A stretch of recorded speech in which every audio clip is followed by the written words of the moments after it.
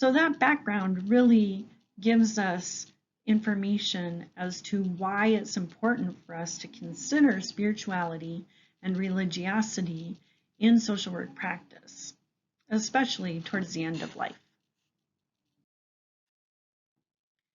So in talking about this concept, we really want to try to make a distinction between religion and spirituality. These are terms that are thrown around quite a lot in our society today, and they do have some similarities, but also have some very distinct differences, even if people do sometimes use them synonymously. So one way to kind of think about it is that religion almost always includes spirituality. However, spirituality may or may not include religion. So this slide actually talks about what those main differences are. Well, it's a comparison and contrast between religion and spirituality. And basically, what it's saying is that religion involves more of an organized institutionalization of beliefs and values that basically indoctrinate people into that belief system and involves a faith or belief in a higher power, and usually involves some kind of religious practice or tradition that expects members to follow or comply with, and really kind of gives people a guideline or blueprint as to how to live their lives. So it includes rituals and dogmas and creeds, and has like a systematic body of beliefs and practices that bring people together and help them understand the world and their place in it and the universe as a whole, as opposed to spirituality, which is more of a personal relationship with a higher power or a higher being or God, and also the affirmation of life in all its forms in relationship to that higher power, the environment, other living entities, nature, communities, and the belief in the wholeness of all of those interlinking entities. It also is often a guide for people as to how to live and provides a sense of meaning and purpose to one's life, and it provides a sense of connectedness. And it is often much more of an intimate personal connection that doesn't require membership to any organized affiliation or compliance with specific traditions or practices or rituals or anything like that. It's considered to be a very individualized experience.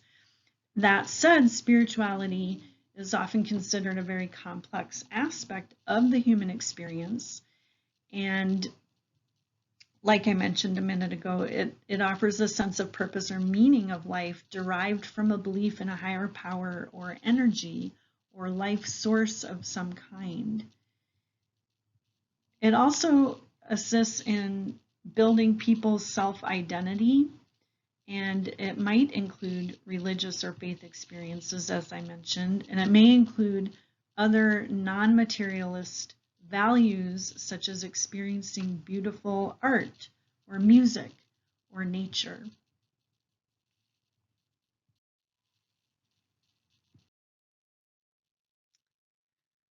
This slide talks about some of the reasons to address religious, spiritual, or faith beliefs as a part of social work practice and end-of-life care. We know that religion is linked to ethnicity and nationality in all parts of the world, and patterns of religious affiliation are also strongly related to geographic regions. Therefore, there is diversity of religious and spiritual beliefs that are a part of cultural and personal identities. In the United States, religious beliefs are common and varied, Currently, nearly 2/3 of Americans consider religion to be very important. 60% of Americans report having an affiliation with a religious organization. In fact, 94% identify as Christian, whereas 4% identify as Jewish, and 1% of Americans identify as either Hindu, Buddhist, Muslim, and a lot of that has to do with more recent influxes of refugees from Asia and the Middle East and Latin America and Africa. Fully 9 in 10 Americans pray at least once a week, and 6 in 10 attend religious services at least once a month, while 43% attend at least weekly. Even a majority of non-religious people, 55%, report praying at least weekly. This suggests that religious beliefs may be an important factor in making medical decisions and mental health decisions.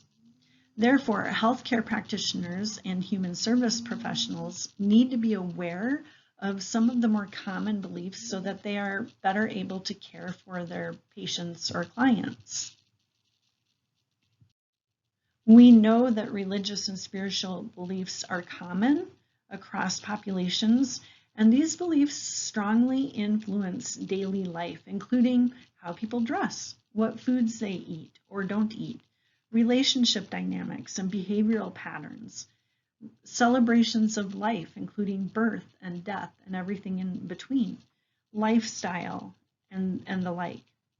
So beliefs have a strong influence and may be a deciding factor in treatment and care plans or medical decisions and end-of-life care. Practitioners should be aware of health and mental health beliefs of more common faith traditions in order to effectively work with clients.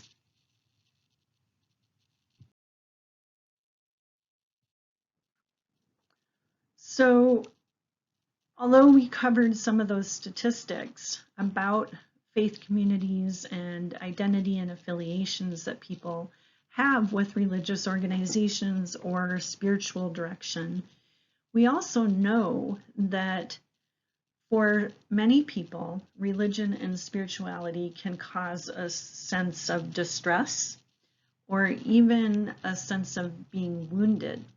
So there's a term in the literature called religious woundedness. In addition to spiritual distress, you'll see that one probably even more often.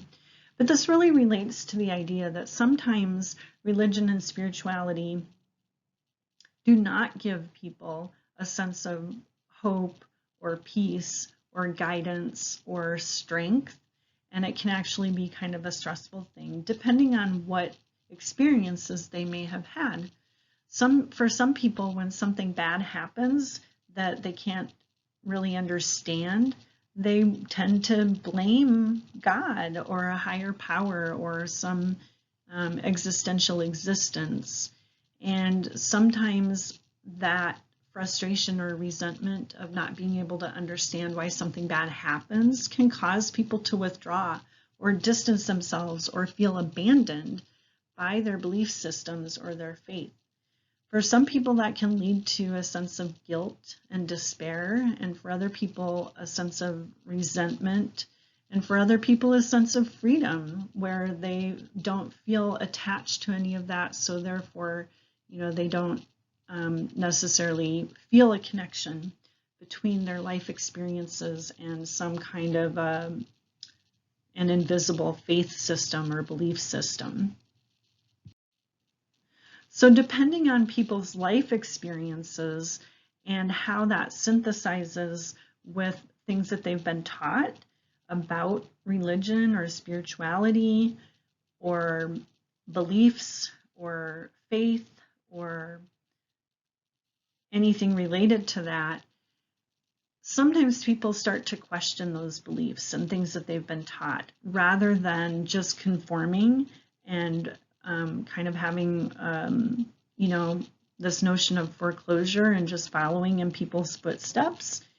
And sometimes when they're questioning their beliefs, some people may, be stressed about that and others may find that to be relieving and reinforcing to what they have held to be so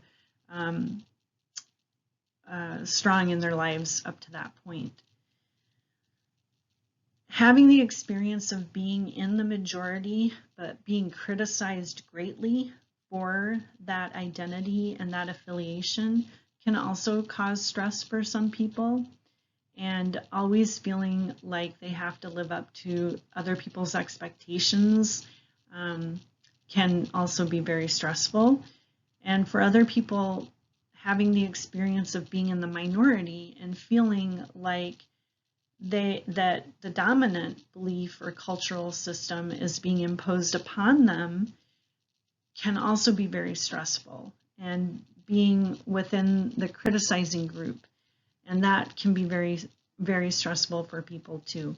And all of those experiences have an effect on a person's holistic well-being.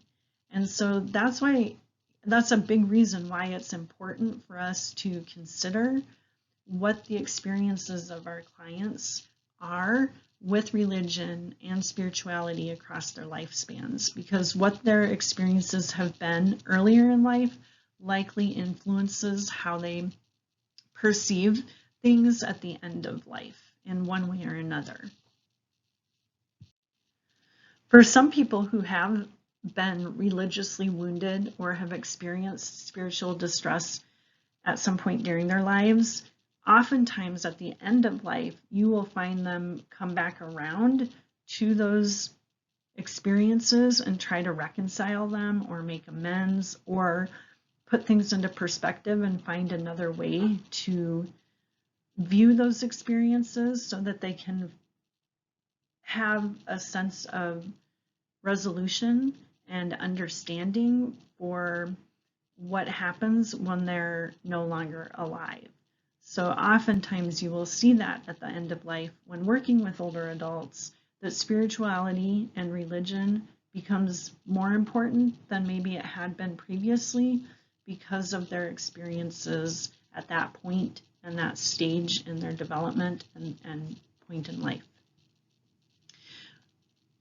Another thing that's really important for social workers who are working with people going through these experiences or these reflections or, putting things into perspective is for us as social workers ourselves to practice engaging in a sort of continuous parallel process between our own growth and development spiritually or religiously and our clients' growth and development spiritually and religiously. Maintaining a spiritually sensitive, helping relationship requires that social workers engage in their own constant process of self-reflection, searching for meaning and practice of disciplines that expand awareness to transpersonal levels. From a transpersonal perspective, then, the helping situation is an opportunity for both client and social worker to deepen their spiritual insight and to grow toward their highest potential, including transpersonal awareness, if that is relevant to the client's needs and aspirations, and to our own needs. Even if you happen to not consider yourself to be religious or spiritual, even beyond being agnostic or atheist, just not feeling that that is an important part of your life, reflecting on that and being able to understand how that impacts your work and relationships with your clients who do identify spiritually or religiously, that is an important practice of our work as social workers. So all of that said, one of the things that you're likely to engage with when working with older people and people at the end of their lives is addressing spiritual issues through the assessment process. And, throughout social work education and practice, we talk about the biopsychosocial approach to assessment and We've talked about that throughout this semester, and part of that model incorporates spirituality and culture, and it's not just the traditionally thought of biological, psychological, and social aspects of our well-being and development. So spirituality and religiosity is a part of that too. We have models that we borrow from psychology that are used to inform us as social work practitioners in that assessment process that you've learned about previously in your educational careers. So, you know, there's Fowler's developmental model of faith development. There's Kohlberg's moral development theory. There's Peck's stages of faith development. So we've been exposed to theories of development around this, and we've been exposed to it for a reason, because it does help us understand how people develop and how that influences their well-being across the lifespan. So at this stage in life, we as social workers will also be responsible at times for incorporating into the assessment process spiritual and religious experiences, affiliations, identities, and or issues that people may have in that realm as it relates to their health and mental health. And there are tools out there for us to use. There's lots of them out there that can be used. On this slide, I just have examples of two quick ones that happen to have use mnemonics in order for us to remember what to ask. So one is the faith tool, the other is a hope tool. And so these just give us guiding questions to get a sense of where people are with their faith or religion or spiritual connections. So if you can remember these acronyms and these mnemonics, that's a good place to start. You'll also find on Canvas and in the notes section of this slide a few other easily accessible and commonly used tools. One is the FICA, which is on that great website that I love and that I have referred you to many times throughout the semester, the Try This series. And you can learn all about that particular faith assessment tool with older adults and its validity and field testing and reliability. And the actual form is posted on that link, as well as the trainings of how to do it and the videos that train how to actually administer the assessment, you know, to comply with fidelity. There's also a couple of spiritual distress assessment tools that I have links to as well. So I just encourage you to check those out and kind of familiarize yourself with them, because with any assessment and any component of a comprehensive geriatric assessment, it's going to include religious and spiritual needs, right? And all of the information from that comprehensive geriatric assessment is what helps us to identify the most pressing goals with our clients and helps us select the best interventions based on what we have gathered in the assessment process and the goals that have been identified. And that's going to help us be the most effective social workers as we possibly can be. So the bottom line is, let's not be afraid to ask about faith in any of its forms and to incorporate that into our care plans and treatment plans with our older clients and those at the end of life. It's a very important part of life, regardless of the stage of life, but particularly for people at the end of life. Thank you.